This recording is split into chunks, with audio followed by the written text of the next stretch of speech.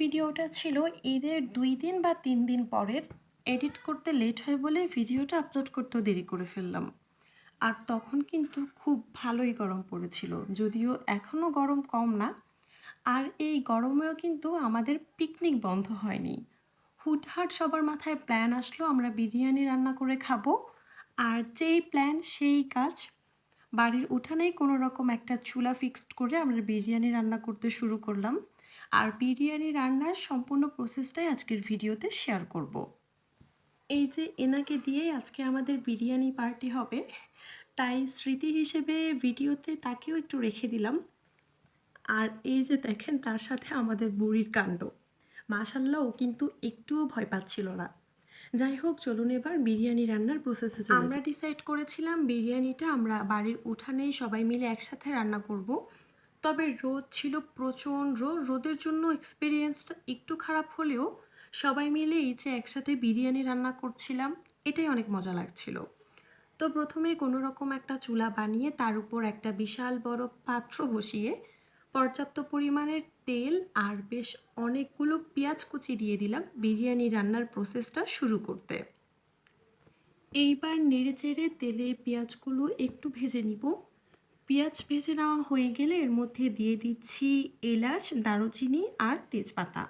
পেঁয়াজ আর গরম মশলাগুলো নেড়েচেড়ে তেলে ভেজে নেওয়া হয়ে গেলে এবার এর মধ্যে প্রথমেই দিয়ে দিচ্ছি রসুন বাটা। এখানে আমি ১ কাপ পরিমাণ রসুন বাটা দিচ্ছি, আর সেই সাথে আদা বাটাও দিয়ে দিব ১ কাপ পরিমাণ। আদা রসুন এই দুইটাই আগে থেকে বেটে আমার ডিপ ফ্রিজে ফ্রোজেন করা ছিল। তো সব কিছু দিয়ে এবার আমি আবার এগুলো একটু নেড়েচেড়ে মিশিয়ে নিচ্ছি যেন আবার নিচ থেকে লেগে না যায়। যদিও এমন পিকনিক মানুষ শীতেই করে, কারণ তখন দেখা যায় ওয়েদারটাও ঠিক থাকে, রোদের তাপ কম থাকে, সব কিছু মিলিয়ে পারফেক্ট। তবে আমাদের মতো এই কড়া রোদের মধ্যে কয়জন এইভাবে পিকনিক করে তা আমার জানা নেই। কিন্তু আমরা কিন্তু অনেক এনজয় করছিলাম, রান্নাবান্নার ফাঁকে ফাঁকেও আমরা এটা সেটা খাচ্ছিলাম। তো সব কিছু মিলিয়ে এই ভিডিওটা এডিট করতে বসে আমি এই সময়টা আবার অনেক বেশি মিস করছি। যাই হোক, আদা রসুন পেঁয়াজ সব কিছু নেড়েচেড়ে তেলে ভেজে নেওয়া হয়ে গেলে এবার এখানে 2 টেবিল চামচ দিয়ে দিচ্ছি মরিচ গুঁড়ো, আর সেই সাথে দিয়ে দিব 3 টেবিল চামচ পরিমাণ গরম মশলা গুঁড়ো। এই গরম মশলাটা আমি ম্যাক্সিমাম রান্নায় ব্যবহার করি, যেটা রান্নার স্বাদকে অনেক বাড়িয়ে দেয়। তাছাড়া আমি আরও অনেক আগেই আমার ইউটিউব চ্যানেল এবং ফেসবুক পেজে আপনাদের সাথে একদমই ঘরোয়াভাবে এই গরম মশলা তৈরির রেসিপিটা শেয়ার করেছিলাম। যদি আপনাদের প্রয়োজন হয় আপনারা চেক করতে পারেন। তো এবার নেড়েচেড়ে এগুলো একটু মিশিয়ে মশলাগুলো কষিয়ে নেওয়ার জন্য সামান্য পানি অ্যাড করে দিলাম। আর তারপর আবার সব কিছু একটু নেড়েচেড়ে মিশিয়ে দিব যেন নিচ থেকে লেগে না যায় এবং মশলাগুলো যেন প্রপারলি মিশিয়ে নেওয়া হয়ে যায়। তো নেড়েচেড়ে মশলাগুলো মিশিয়ে এবার একটু অপেক্ষা করব মশলাগুলো কষিয়ে একটু মাখা মাখা হয়ে আসা পর্যন্ত। আর এই যে দেখুন কি পরিমাণ গরম পড়ছে, রোদের যে এত তাপ, বাহিরে যে এই রোদে বা এই ওয়েদারে 5-10 মিনিট হাঁটবো বা বসে থাকবো সেই ব্যবস্থাটাও নেই।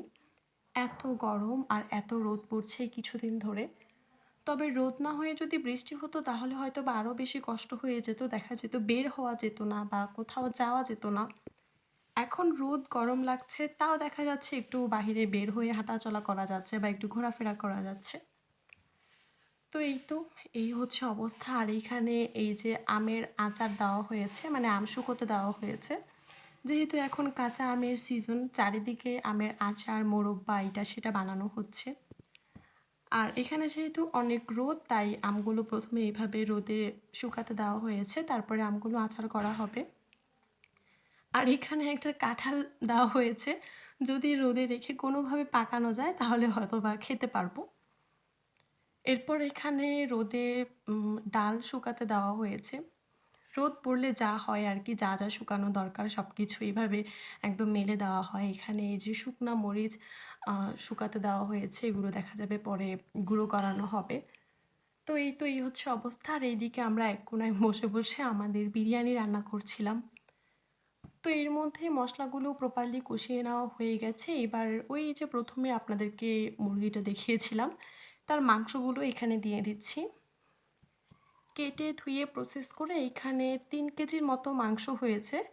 তো তো 3 কেজি মাংস আর 2 কেজি পোলাও চালের বিরিয়ানি করছি আজকে। মাংসগুলো দিয়ে এবার হচ্ছে প্রথমেই একটু নেড়েচেড়ে এগুলো মশলার সাথে মিশিয়ে নিব। এবার এগুলো কিছুক্ষণ ঢাকনা দিয়ে ঢেকে রাখবো মাংসটা একটু সেদ্ধ হয়ে আসা পর্যন্ত। তবে এরই মাঝে 2-1 বার করে আমি ঢাকনাটা তুলে একটু নেড়েচেড়ে দিব যেন আবার মাংসগুলো নিচ থেকে লেগে না যায়। রান্না তো করছিলাম ঠিকই, তবে আগুন নিয়ে বেশ ভালো একটা প্যারা খাচ্ছিলাম। বারবার শুধু আগুন নিভে যাচ্ছিল। আর এক চুলায় যে আমরা কয়জন কয় রকমভাবে আগুন জ্বালানোর চেষ্টা করছিলাম। কেউ সামনে কেউ পেছনে বিভিন্নভাবে ট্রাই করে যাচ্ছিলাম যেন আগুনটা কন্টিনিউ রাখা যায়। কারণ বারবারই শুধু আগুন নিভে যাচ্ছিল আর মাঝে, মাঝে দেখা যায় একটু বাতাস আসে। বাতাসের সাথে, সাথেই দেখা যায় আগুনটা বন্ধ হয়ে যায়। তো আমরা বারবার আগুনটাকে জাস্ট কন্টিনিউ করার ট্রাই করছিলাম। আর এদিকে আমাদের আজকের বিরিয়ানিটা কিন্তু আম্মু রান্না করছিল। তো আমরা হচ্ছে সবাই সব কিছু একটু হাতে, হাতে এগিয়ে দিচ্ছিলাম বা একটু আগুন জ্বালাতে সাহায্য করছিলাম এই আর কি।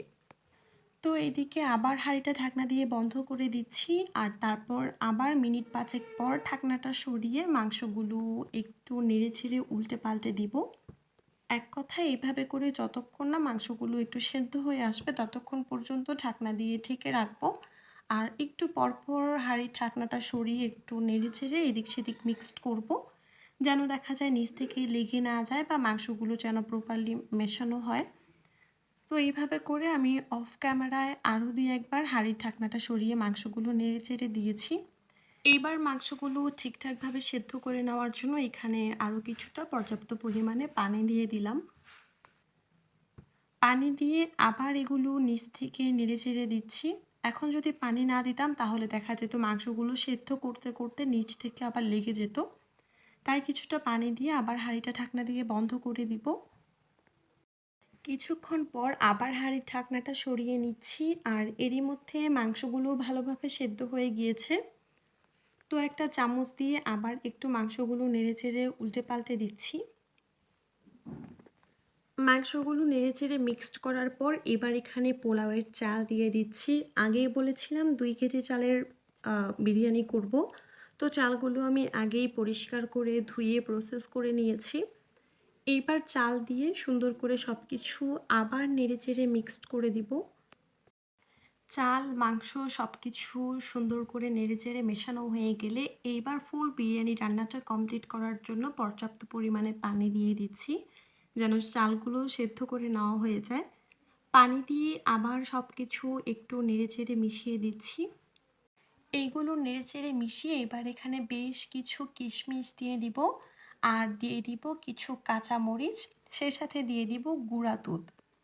বিরিয়ানি রান্নায় কিশমিশটা আমার অনেক পছন্দের। দেখা যায় ঝাল ঝাল বিরিয়ানিতে যখন 1-2টা কিশমিশ তাতে পড়ে খেতে কিন্তু খুব ভালো লাগে। যদিও অনেকে পছন্দ করে না, কিন্তু পার্সোনালি আমার ভালো লাগে।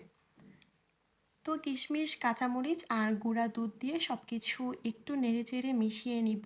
সব কিছু দেওয়া হয়ে গেলে শেষে বিরিয়ানিতে স্বাদ মতো লবণ দিয়ে তারপর আবার একটু হালকা পাতলা সব কিছু মিক্সড সব কিছু মিক্সড করে হাঁড়িটা ঢাকনা দিয়ে বন্ধ করে দিব আর ওয়েট করব বিরিয়ানির চালটা ফুটে আসা পর্যন্ত। চালগুলো ফুটে চাল মাংস সব কিছু মিক্সড হয়ে এলে এবার হাঁড়ি ঢাকনাটা সরিয়ে নিচ্ছি আর এর মধ্যে কিন্তু আমাদের বিরিয়ানি রান্না অলমোস্ট কমপ্লিট। বিরিয়ানি রান্না হয়ে যাওয়ার পর আর খুব একটা জোরে সোরে মিক্সড করা যায় না, এতে করে দেখা যায় চালগুলো ভেঙে যায়। তো আমি খুব আলতো হাতে একটু এপিটোপিট করে নেড়েচেড়ে বিরিয়ানিগুলো মিশিয়ে নিব। এই তো ব্যাস, বিরিয়ানিগুলো নামিয়ে নেওয়ার আগে ওপর থেকে কিছুটা কেওড়া জল দিয়ে দিব। বিরিয়ানিতে কেওড়া জলের স্মেলটা আমার অনেক ভালো লাগে, তবে আপনাদের পছন্দ না হলে আপনারা স্কিপ করতে পারেন। তো কেওড়া জল দেওয়ার পর বিরিয়ানিগুলো নামিয়ে নেওয়ার আগে ওপর থেকে কিছুটা ঘি ছড়িয়ে দিব। এই তো ব্যাস, ঘি কেওড়া জল দিয়ে এবার হাঁড়িটা ঢাকনা দিয়ে বন্ধ করে 4-5 মিনিট বিরিয়ানিগুলো একটু দমে রাখবো। তারপর সবাই মিলে গরম গরম বিরিয়ানি একসাথে এনজয় করব। ভিডিওটা এডিট করতে করতে লিটারেলি আমি এই মোমেন্টটা এখন অনেক বেশি মিস করছি। যাই হোক, আজ এ পর্যন্তই। আজকের মতো এখানেই বিদায় নিচ্ছি। ভিডিওটা ভালো লাগলে একটা লাইক আর কমেন্ট করে জানিয়ে দিবেন। সবাই ভালো থাকবেন, সুস্থ থাকবেন। Thank you for watching my video and আল্লাহ হাফেজ।